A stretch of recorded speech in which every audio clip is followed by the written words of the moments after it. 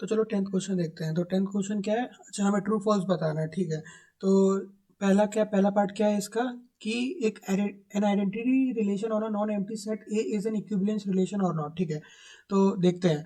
तो अगर कोई भी मैंने फॉर एग्जांपल अपने मन से कोई भी रिलेशन ले लो, 1,2,3 भी ले सकते हो। चलो मैं A,B,C ले रहा हूँ, ठीक है, जनरल।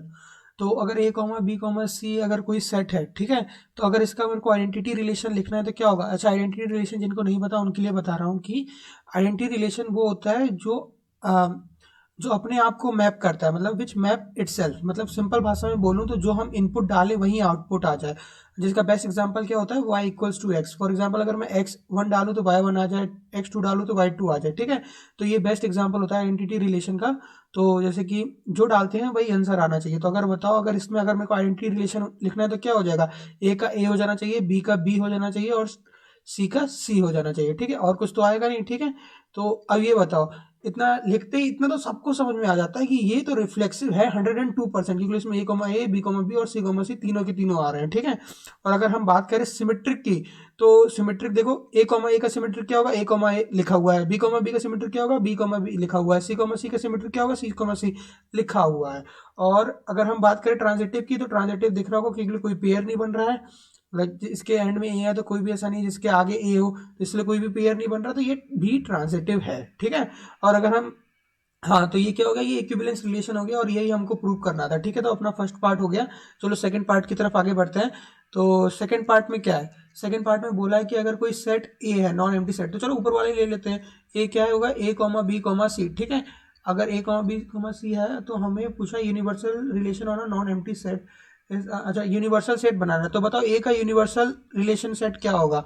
ये तो होगा जिसमें सब के सब प्रेजेंट हो।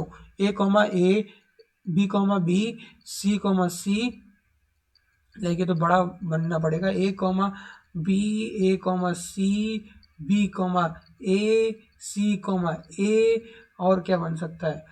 B,C, C,B, ठीक है। तो जिसके अंदर सारे रिलेशन हो उसको बोलते हैं यूनिवर्सल सेट। तो देखो ये रिफ्लेक्सिव है, हाँ यार रिफ्लेक्सिव तो बिल्कुल है, क्योंकि A,B,C पहले ही लिख दिया था मैंने। अब देखो अगर ये सिमेट्रिक है कि नहीं है, सिमेट्रिक के लिए चेक करते हैं। चलो A,B का उल्टा,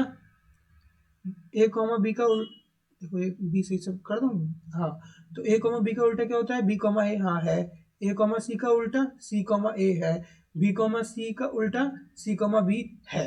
तो ये सिमेट्रिक 102% है। अब बात करें ट्रांजिटिव की, तो ट्रांजिटिव में देखो इसके एंड में बी आ रहा है, इसके एंड में बी आ रहा है, और बचा क्या? ए, हाँ ए है। और देख ले A,C, इसके एंड में सी आ रहा है, इसके फ्रंट में सी आ रहा है।